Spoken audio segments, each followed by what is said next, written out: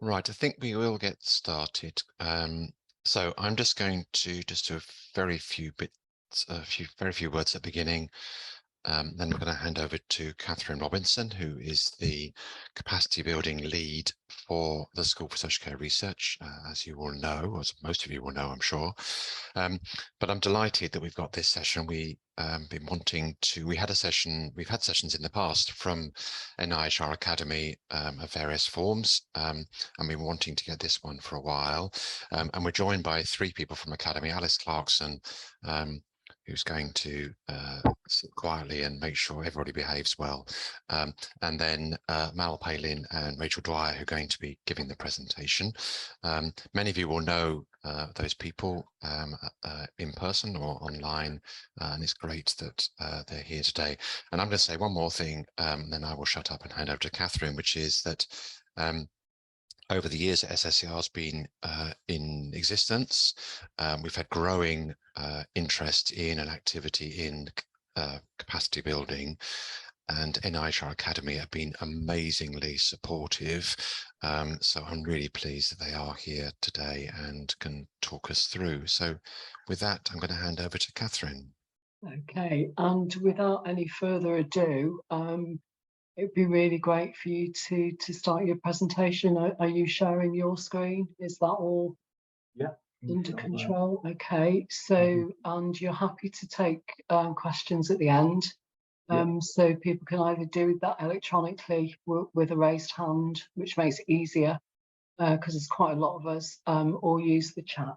But I'll hand over to you now, Mal. Okay, that'll teach us, right? So, I'm Palin, this is Rachel. We both work here at the Academy. Myself in the Integrated Pathways team, Rachel in the Personal Awards team. We'll be covering schemes covered by both of those teams over the course of this presentation, and there'll be time obviously at the end for questions as well. So without further ado, we shall kick off. So what do we do at the Academy? So the Academy is the arm of the NIHR dedicated to the training and development of health and social care researchers, primarily through the provision of salaried personal awards. So the NIHR Academy is never the employer, it's worth saying. So these awards are generally designed to enable the awardees to take internal secondments or sabbaticals, if you will, on their existing salaries and terms. But we are about the people at the Academy. So before we look at the awards themselves, it might be helpful to look at the structure of the Academy. It'll help with the understanding of exactly how we divide the awards up and split the schemes. So we've got a few operational programme teams within the Academy that each largely focus on the provision of specific types of awards, rather than specific professional groups or particular research areas. And that's a setup that mirrors the offering of awards themselves through the programmes that we support and fund. So here are the award schemes that we provide, organised by award type, the managing team vertically, and by academic seniority horizontally, so across the way. So you can see that they run from pre-doctoral levels on the left-hand side, right through to, on the right, the professorship within the green bar there. The ones we're going to be talking about today are the ones that I've highlighted here in yellow, which are those managed by the Personal Awards team, in which Rachel sits, and most of those managed by the Integrated Pathways team, which is where I sit myself. And so we're not going to talk about those on the bottom orange row, which are only for doctors and dentists, or with one pretty important exception about schemes managed by our infrastructure team either. So we're going to limit ourselves to that for now. Of course, if anybody's got any questions about schemes outside of what's in that highlighted area there, do feel free to ask that at the end. So irrespective of the scheme or the level, the research funded through our awards has to meet this remit here, the Academy remit to personal awards. I don't think it contains any real surprises to any of you. The research needs to be focused on health or social care with a clear path to service user or public benefit as well.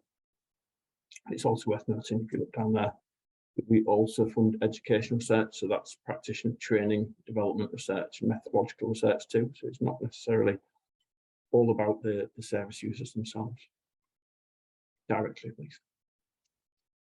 Okay, I'm going to pass over now to Rachel, who will talk through the fellowship programme. Thanks, Mark. Okay. So as Mel's already kind of helped us orientate ourselves, the programs I'm going to talk through are what we call fellowships for all. So they're big and they're broad, and they cover the they cover the span of a research career from pre-doctoral through to chair level research professorship. These ones are called fellowships for all because they're open to anyone from any discipline or from any professional background who is committed to a research career in social care or in health settings. And so I'm going to talk through each of the 5 schemes that are on there in detail, and then some of the other schemes that we'll go on and talk about are similar. So we'll be highlighting where they're similar and where they're different later on as well. So while we're thinking fellowships for all, we have that in our mind. The first one I'm going to talk to is the doctoral fellowship, which is, apologies, let me go back a step. So the first one I'm going to talk to is the pre-doctoral fellowship, which is one that we offer for methodologists conducting research in health or in social care settings.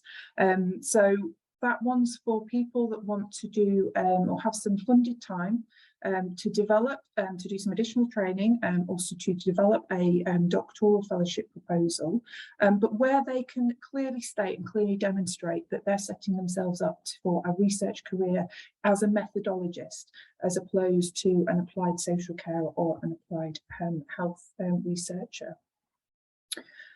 The next one we'll talk to, which may be of interest to yourselves, is the doctoral fellowship, which is nice, straightforward, very simple, funding for a PhD.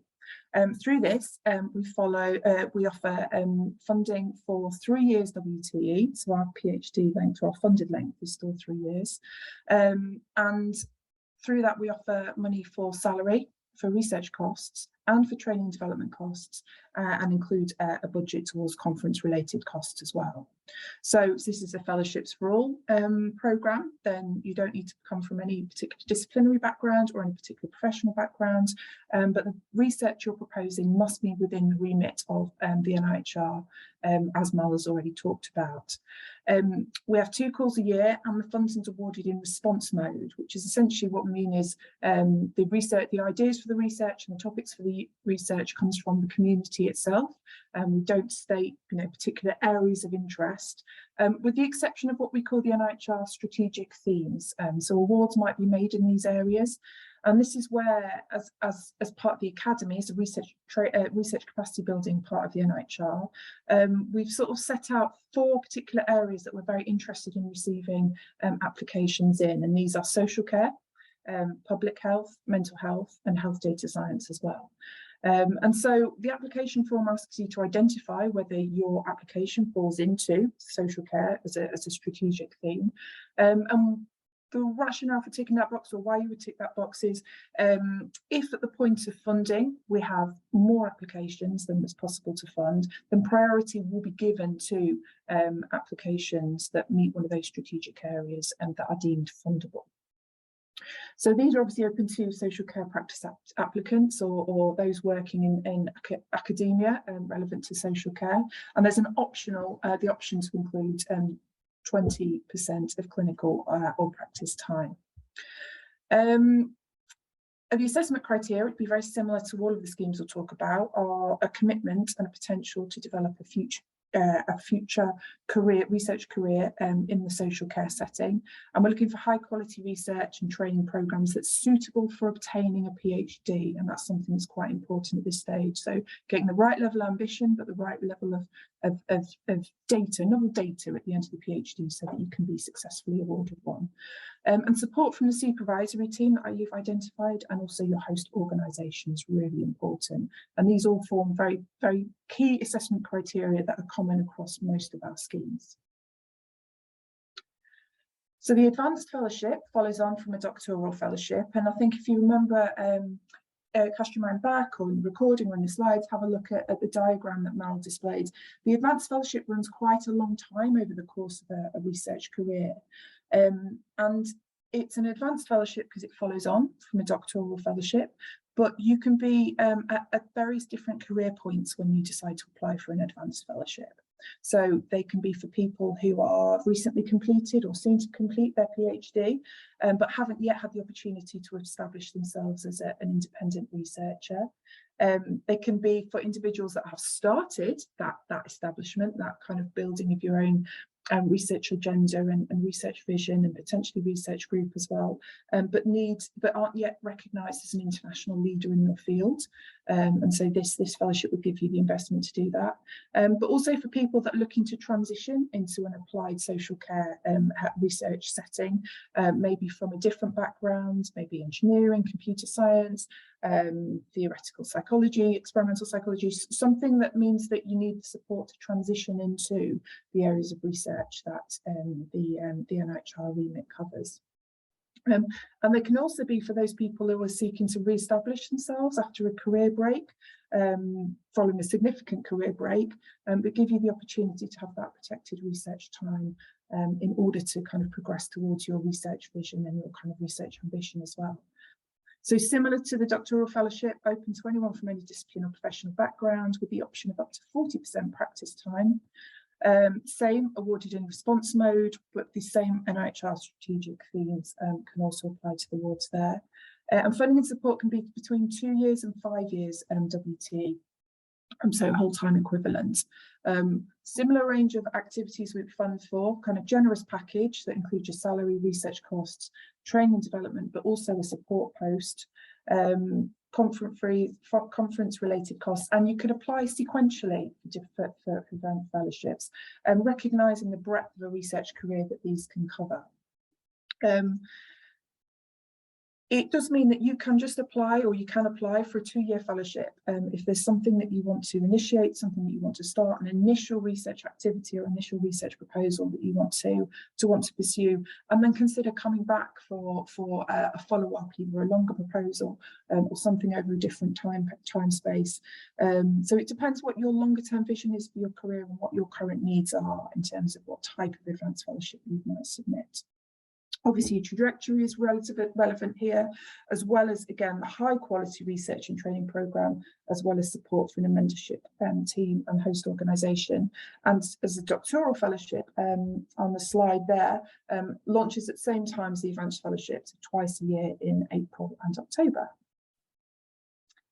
A development and skills enhancement award. So on the diagram that Mel showed, this spans the same part of the career as an advanced fellowship.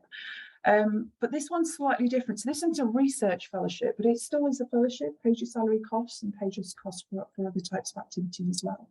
But the purpose for Development and Skills Enhancement Award, or we shorten it to DHSE, is to provide you some funded time to achieve the ambitions and the activities outlined in the application, which will help you gain the specific skills and experience you need to take you to the next phase of your research career. So you can apply for these at postdoctoral level, if you finish your PhD or your doctoral fellowship. But you can also apply for one of these after holding an advanced fellowship, as well as being eligible via an existing post that you might be already in that's funded through the NIHR infrastructure. And there are some specific criteria about that as well that I can talk about in more detail if needed.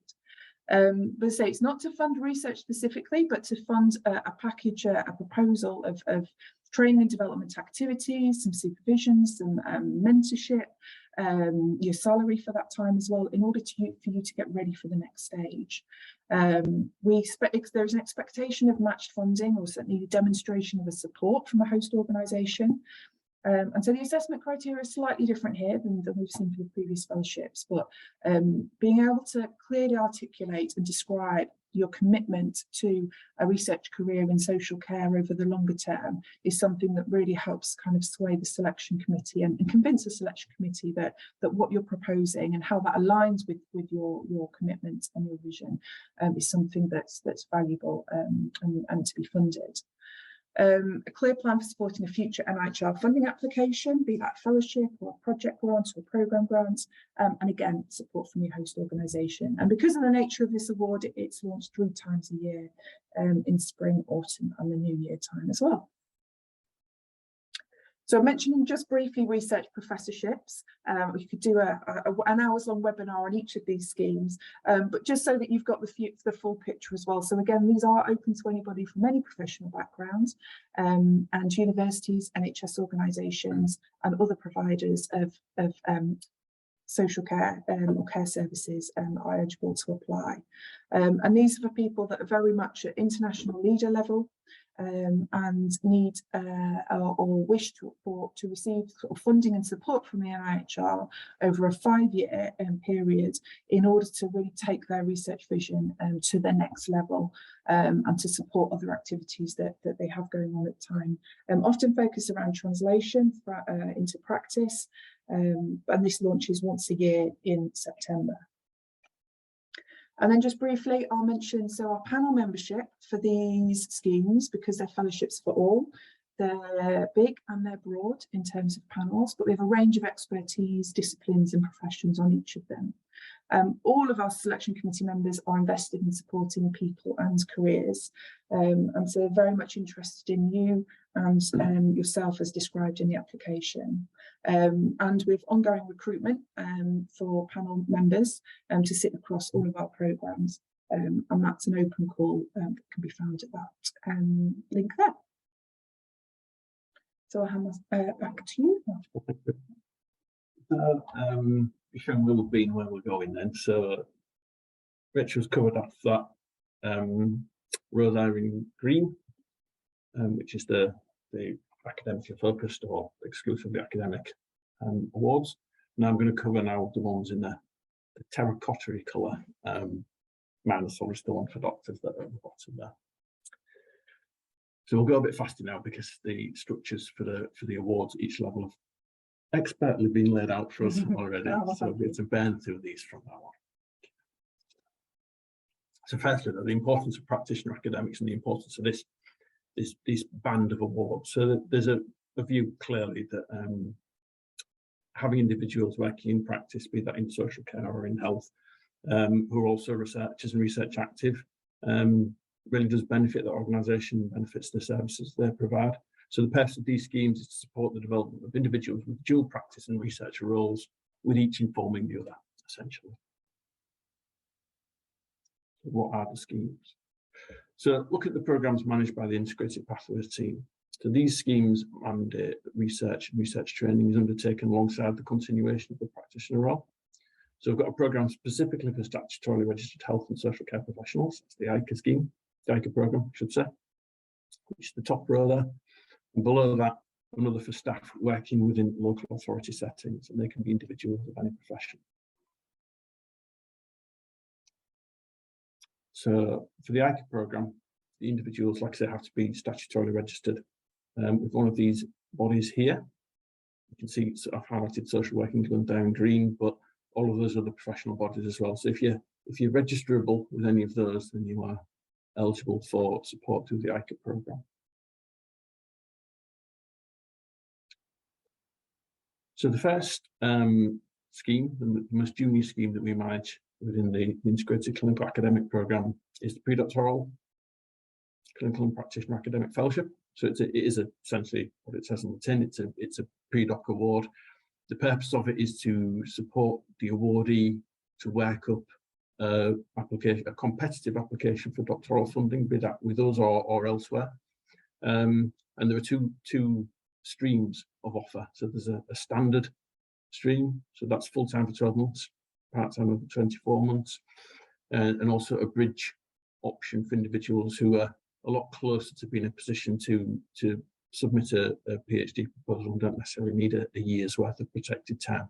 They obviously come with salary because they are, like I say, to be treated as internal secondments or sabbaticals, but also additional funding to support your fees, your master's level training fees, and conferences, meetings, and public involvement and engagement as well. And that launches every year in January or February.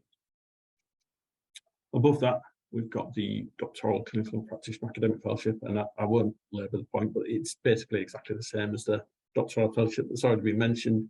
There are some very distinct differences there. So one is that we mandate that you, if you're one of these awardees, you work professionally within award time. So that's an option within the fellowship, but it's an option. Whereas with us, and with the DCAF, you have to work essentially 20% of your time professionally. But because the funding for that time is within the fellowship, there's an expectation that you, as an awardee, negotiate that role for yourself with your employer, because you are a free pair of hands. So you're not doing your day job, or there's no expectation that you're doing your day job, but that you go above and beyond professionally, enabling you to develop yourself academically and professionally in parallel as well. It also funds professional development as well. So if there's a professional training or development opportunities that you'd like to seek out and make the most of, then it would fund those as well. And that's another difference, the other difference, I should say, from the doctoral fellowship. Worth pointing out that we launch in March and September, so it's a little bit ahead of the fellowships programme as well, but twice a year in exactly the same way. And then we've got the Advanced Clinical and Practitioner Academic Fellowship, the ACAF, which is basically a carbon copy of the AF that Rachel has already mentioned, but again with those requirements that you have to work some of your time professionally, between 20 and 40%. And again, we fund the practice time, and we expect therefore that the practice time to be a little bit above and beyond what you'd be doing if it was your day job as well. Again, launching in March and September, twice a year.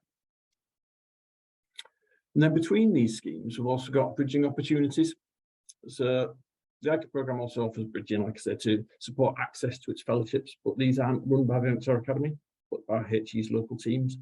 The ICA programme, the Integrated Clinical Academic Programme, currently is funded by HE, and there are elements of the ICA programme that don't sit with us, with the Academy, but sit within HE and within its local teams, and this is an element of that.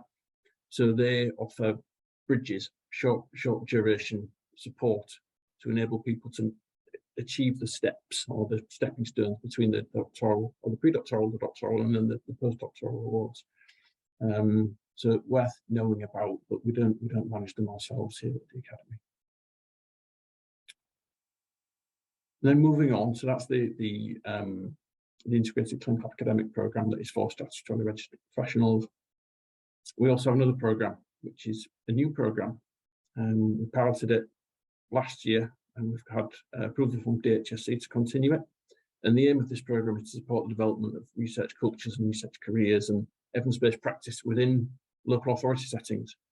So the pre-doc PLAF, it mirrors the ICA PCAF, but with a different target group. So the local authority settings are considered to be local authorities, services commissioned by local authorities, and also services that work in support of the local authority and its objectives, ideally through consultation. So homelessness charities, trying to think of another off the top of my head. There's loads of them. Annoyed now. There's loads of them. So charities, hospices, for example, as well.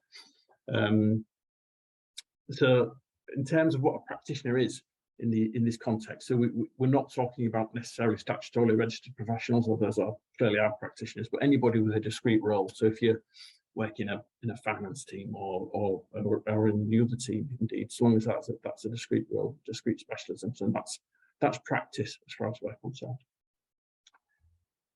Again, it's got a standard and a bridge option, same as the PCAF that we discussed previously. And then we've also got doctoral level within this programme as well. So the DLAF is basically the same as the DCAF, but again, it's only open to folks based within local authority settings. So for now, at least, it's worth noting that it only runs once per year.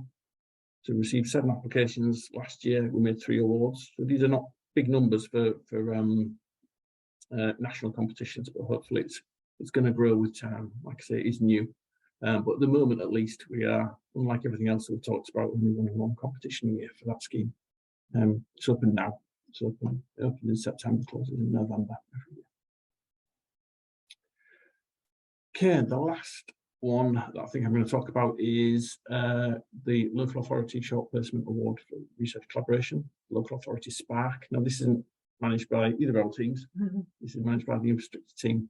But the funding is for salary for individuals coming from local authorities settings, as well as for funding to cover the travel, the accommodation, subsistence, in order to travel and to undertake the placement as well.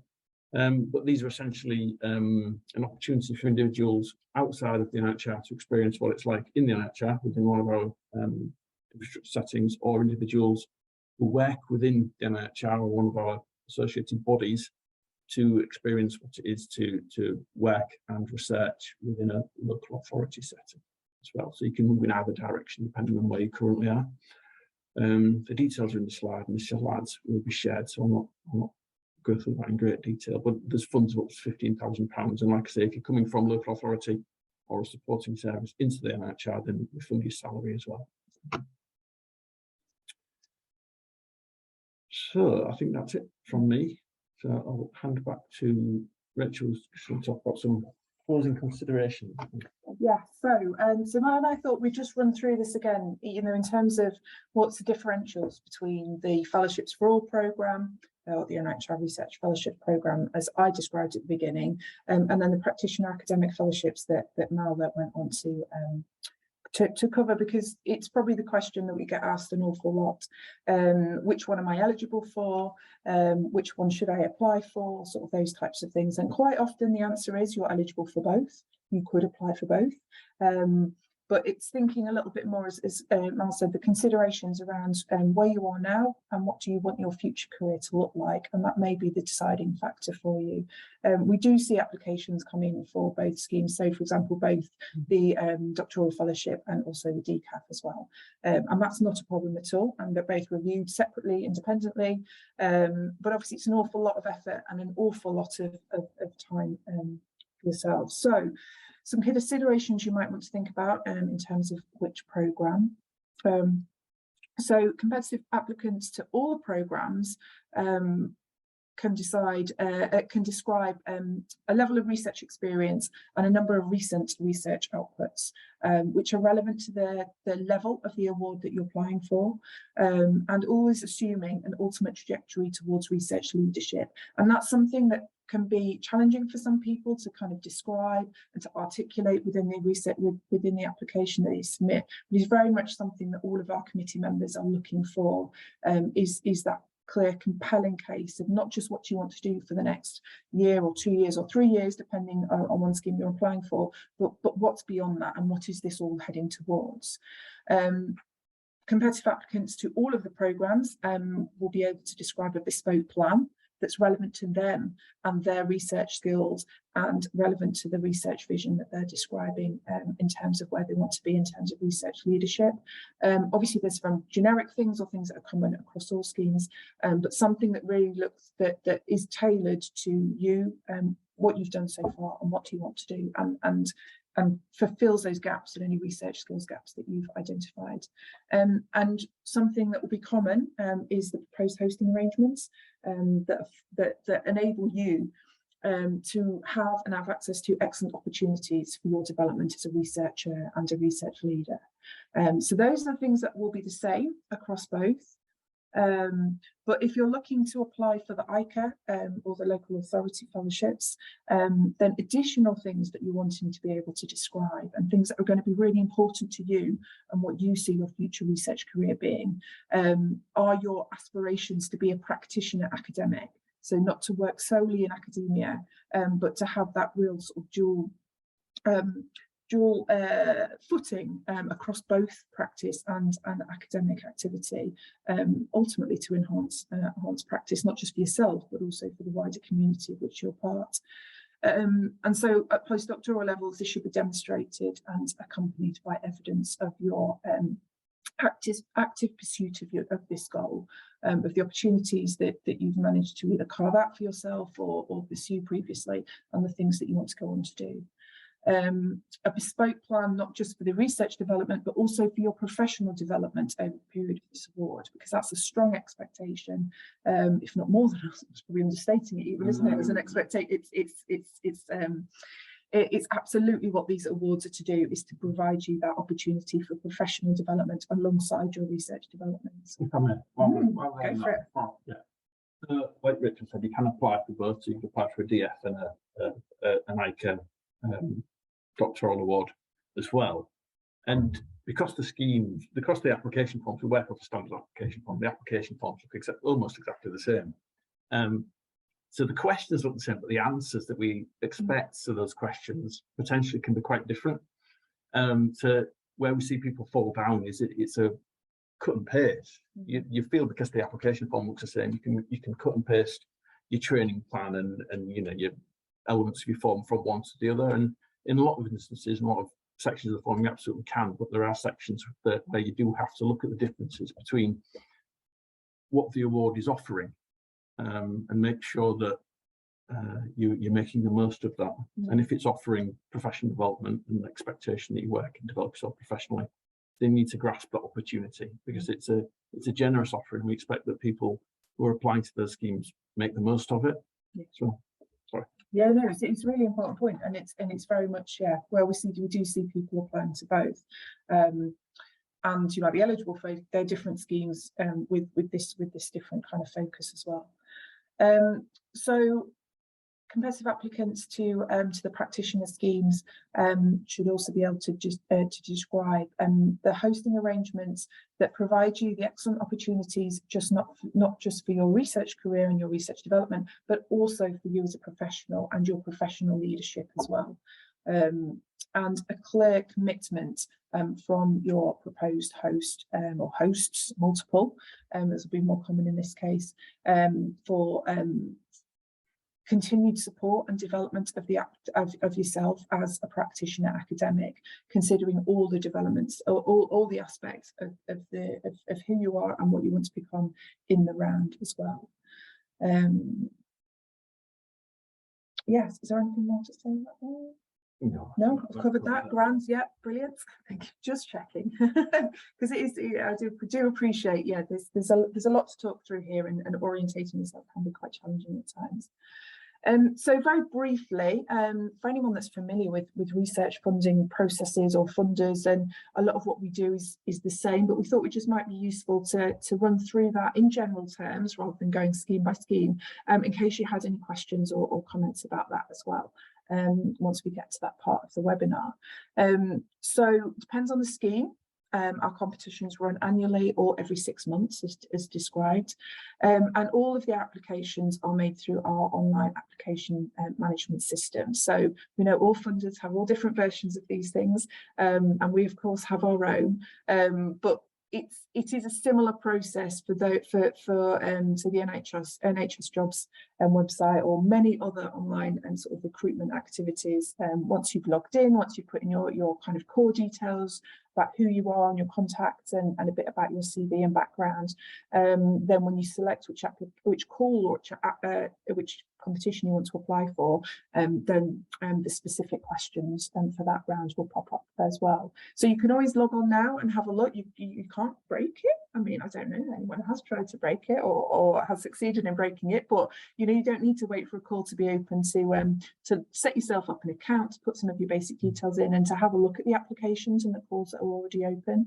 And we won't see anything that you write in there unless you actually press submit, and then other people have to look at it as well. So it doesn't hurt to at least have a look and see what it looks and see what it feels like. And then the application submission window, once we launch a call, it's normally around 8 weeks or so. So hopefully that would be a timeline that feels a bit too short to be putting together one of these applications, because if it's the first time you're looking at one, then there'll be lots of areas and lots of consultation and lots of conversations that you want to do with those around you and others that can provide you support. In order to kind of fully address all the different areas that our selection committee is looking at. So for those calls, say if a call isn't open now, have a look at the guidance documentation that might be on a website from previous rounds, because we talk through each question in there, and see if you can find out in advance what types of things might be appearing. Our forms don't tend to change very drastically. We've got no anticipation that any of them are going to change in the near future.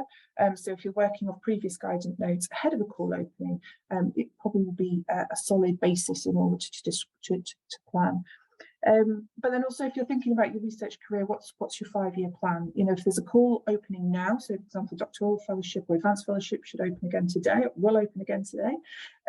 You can always have a look, download some copies of that, and bear that in mind, even if now's not the time you want to apply, but actually you're thinking one of the rounds next year or even beyond that. Each of our applications is allocated for independent review by 2 or 3 members of the relevant selection committee. So this is where I said they're big and they're broad, and they will look at all the applications received. The assessments that they do on each of the applications are then either used are used for discussion at a funding recommendation meeting, which is where our pre-doctoral funding decisions are made. Are used to shortlist people for interview for doctoral competitions, and then or to shortlist people for external peer review in advance of an interview for our postdoctoral competitions. So what you put in your application form is very much the first stage in order to get through to subsequent stages of assessment, depending on the scheme that you're applying to.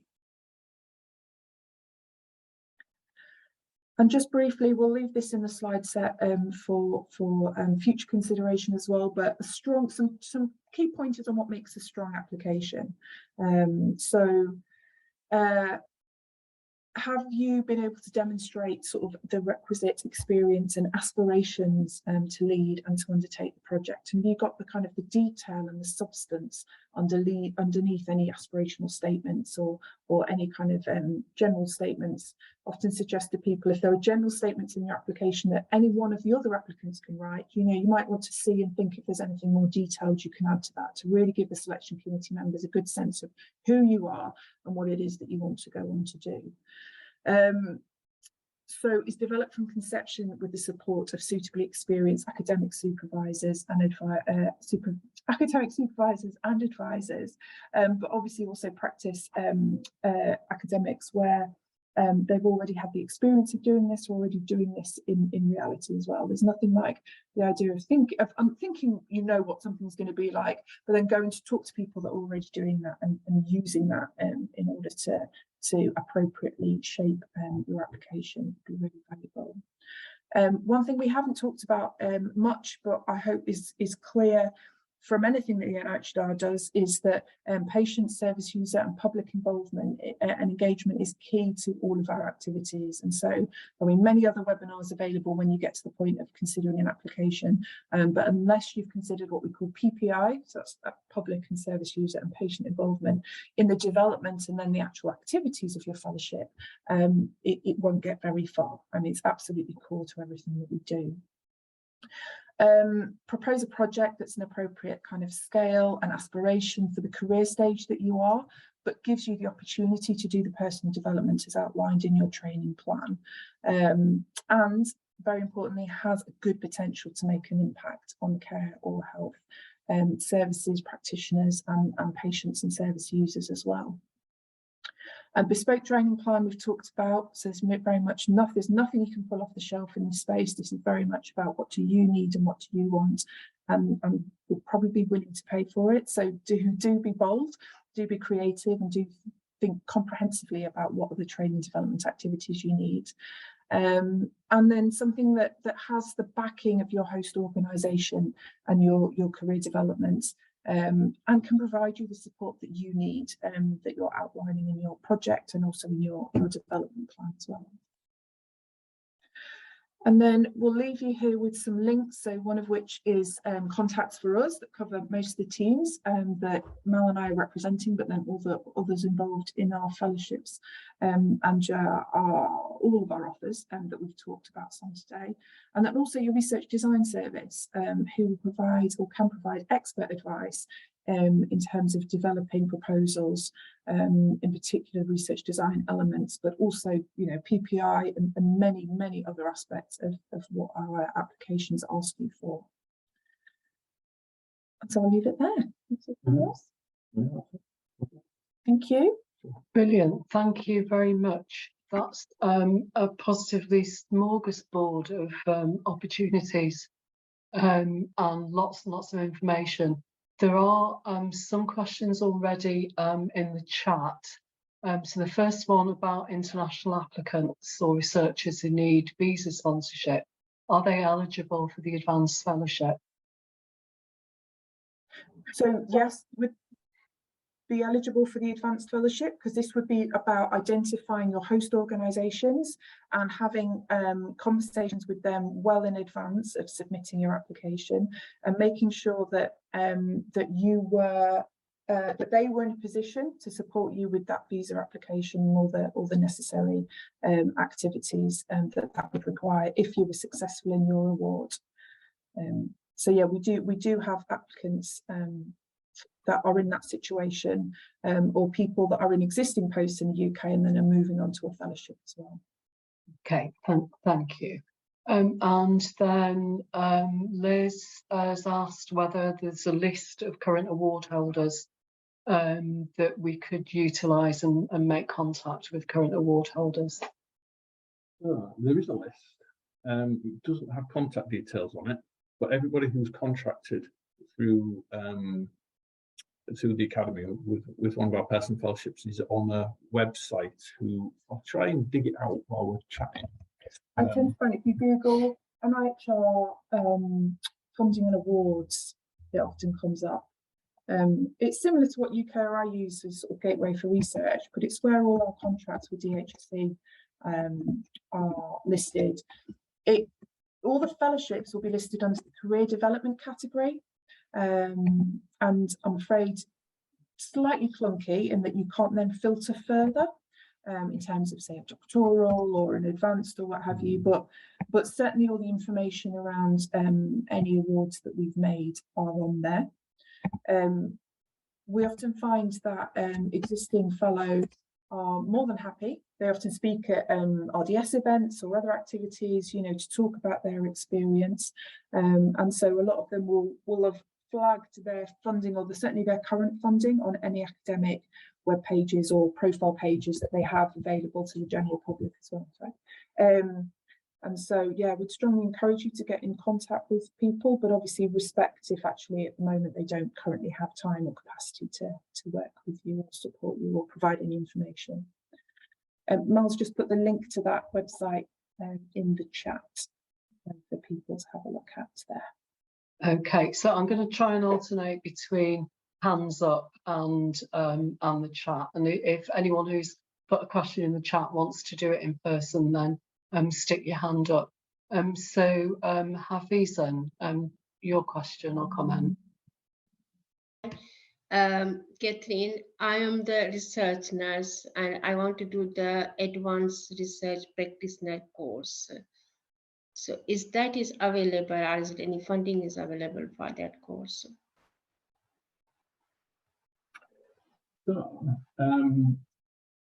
these awards are the research projects that are being funded, led by the applicants. It's research led effectively. So you come to us, you with your research project, but we fund you if you are deemed to be of fundable quality. We will fund you to develop in parallel professionally through some of these schemes.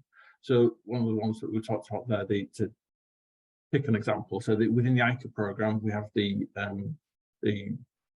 clinical doctoral fellowship, and we've also got the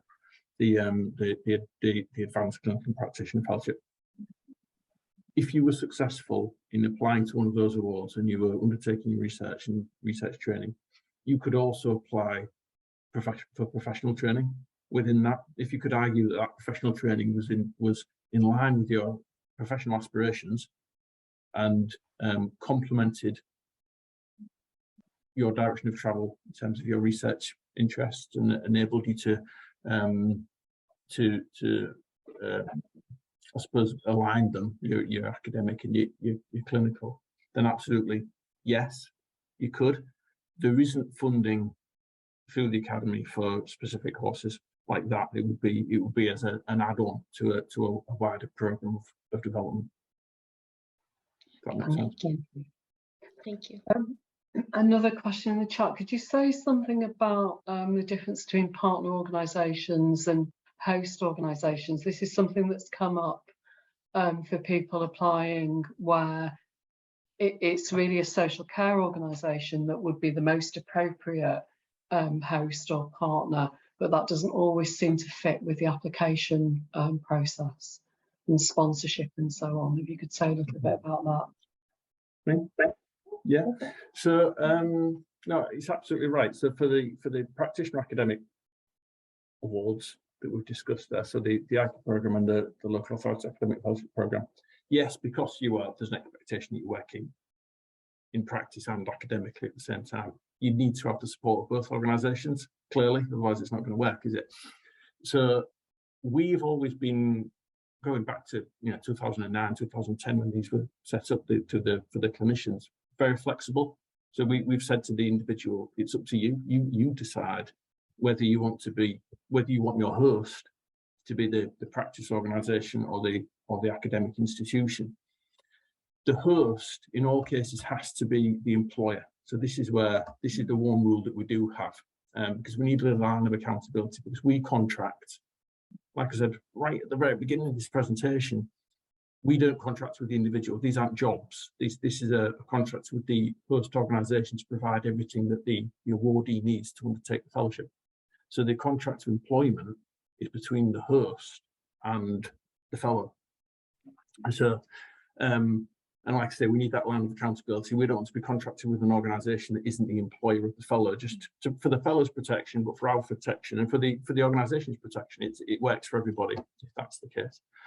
So it's for the individual to determine where they want to be. Now, in some instances, if they've already got a substantive position, let's say with the NHS, for argument's sake, with 10 years service, it would make absolutely no sense for them to go and spend 2 years employed by a university, because they'd lose all of that potentially, wouldn't they? So they would stay where they were, and the university would be the partner organisation. There are other instances where actually, maybe if the individual has been on temporary contracts or bank work or whatever, it actually makes sense to get your foot in the door somewhere. And thinking strategically, it might make more sense to get your foot in the door academically than professionally, if you know you can walk into a professional role given the experience and expertise that you have. So we would also always say to the individual, do what's right for you. But also it's worth pointing out that obviously the organisations that are involved in these fellowships have got their own idea as well. And they are giving you, as an awardee, quite a lot as well. So there's a lot of support from those organisations. So it's not a case of dictating to them, I'm going to be here, I'm going to do this. It has to be a negotiation and a partnership. But as far as we're concerned, to sum it up in one line, you can go where you like, actually, as long as you've got the support of the organisations involved. Great, thank you for that. Rebecca. Thanks. I'm interested. Well, my question relates to the advanced fellowships, and I appreciate that they kind of span, I suppose, a wide area really, because it's immediate postdocs to more advanced people that have been more advanced in their careers. And I suppose as somebody who can't really be considered an early career researcher anymore, unfortunately, in some ways, what is there any kind of, have you got any advice about how somebody at my stage might position their application? Is there anything that you're looking for in particular from people that are kind of at a transitional stage or a more of a mid-career stage? So when you say transitional, are you you're not talking about the transition points where, so these can be used to be moving into sort of applied social or sort of social care research? Are you talking about transition as in career trajectory rather than background? In the first instance, I am talking about a career trajectory, but I suppose my question does also apply to a transition into social care research as well, or focusing more on social care research. Yeah. So I mean, I think for sort of mid-career researchers, and one thing I will say is the advanced fellowship panel is big, and it's and the applications are considered based on the career stage that the applicant has stated they are at. So where other ones, we might be thinking a bit more in the round around the applications received, because our panels are asked just to deem whether something is fundable or not. There's less comparison with others that might also have submitted applications at the same time. So don't you know, think about comparing yourself to others, but really focus on you and your research vision, and articulating that to the panel and the selection committee itself. So I guess the advice I would think about would be to make the most of the trajectory that you're on. So what have you been able to achieve to date? You know, where have you got to in your research career, and what are the things that you have achieved in research outputs and kind of impact? But what does that really mean, and what difference has that made? And take the time to kind of explain who you are and what you've come from, where you've come from to date. The application form itself there's a CV, you know, you can imagine, got research grants, research publications and things, yeah. but there is also a narrative section where you get to provide the detail to the panel about what does this really look like, and what does this mean for you, which is really important when explaining disciplinary differences between, you know, what's the norm in your field, or what are the things that are big achievements, and being really able to kind of elaborate on those and to describe any impact that you've achieved to date. So it's making the most of what you've done, but also very importantly is being able to articulate your vision going forward as well.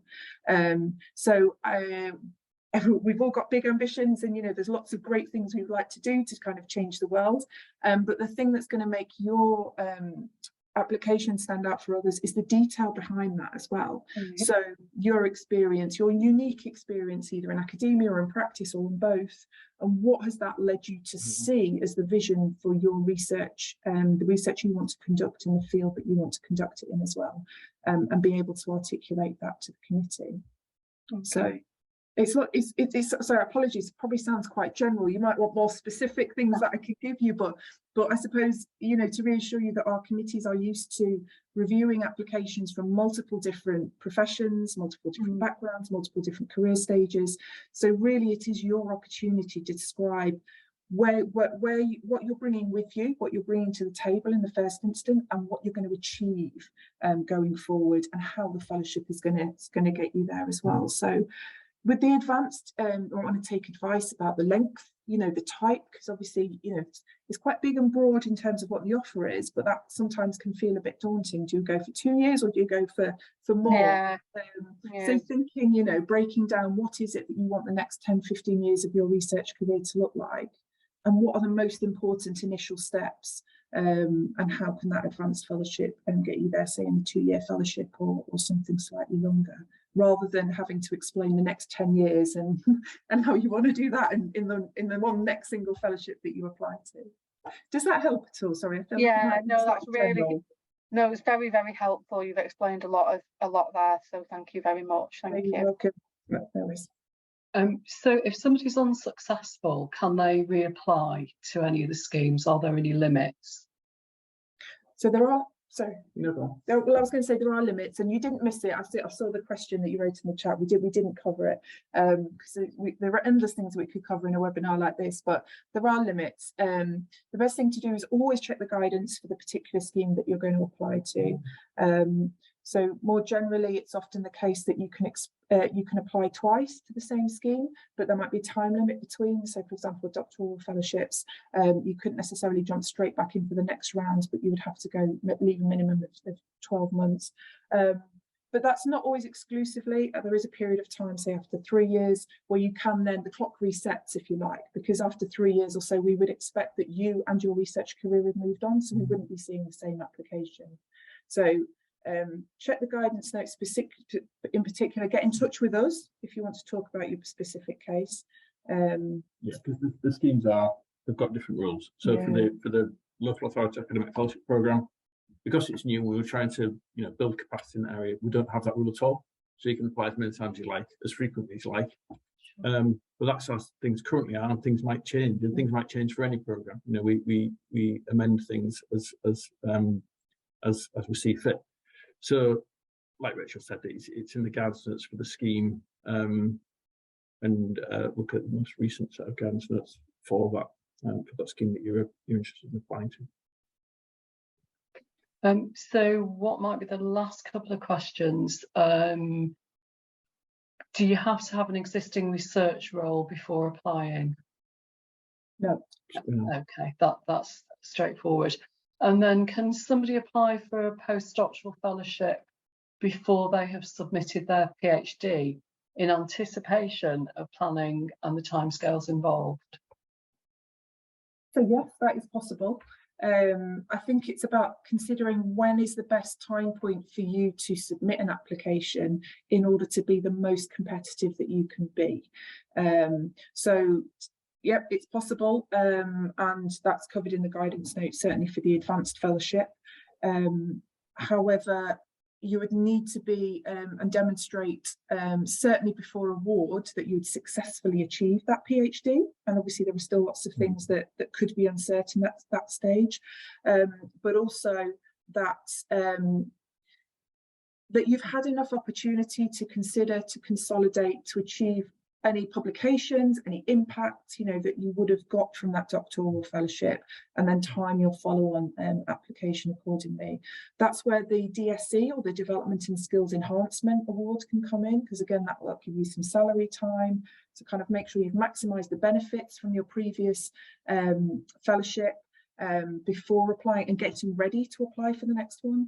And I haven't been through it myself, but I'm considering what others have told me, and perhaps writing up and submitting your thesis at the same time as planning and writing and submitting an advanced fellowship may be somewhat challenging. So map out all the options and then consider when's going to give you the best competitive chance to really show what you've got out of your doctoral fellowship to the advanced selection committee. And just to be clear, the advanced option within the NIHR programme, you need to have submitted your PhD, so it doesn't need to have been examined, but it needs to be submitted, and then before the interviews take place, you need to have had your VAVA and been successful, essentially. Okay, I'm not going to ask you about dates because I know that links have been and will be shared and dates will be available. Alice, are there any final words that that you want to make before drawing us to an end? No, thank you very much. I think that was a really good overview of our schemes, and I hope it just means now you've got a kind of sense of some of us at the Academy that you can contact directly, you know, get in touch with us if you do have any further questions or kind of more specific things that you want to kind of talk through. There's more of us, but it's really helpful, I think, just to kind of have a sense of who we are, and we're very much kind of here to help and support. So thank you very much, Mal and Rachel, for doing this today. Pleasure. Thank you. Yeah, and it's just really great to see this cycle of things and that things repeat, and that there is help out there. Great to give the RDS a shout out. You know, please use them. They are helpful and useful, but it's just so many opportunities. It's really positive presentation. Thanks ever so much, and thanks everyone for coming along and asking some useful questions. Thank you. Bye-bye. Bye, everyone. Bye.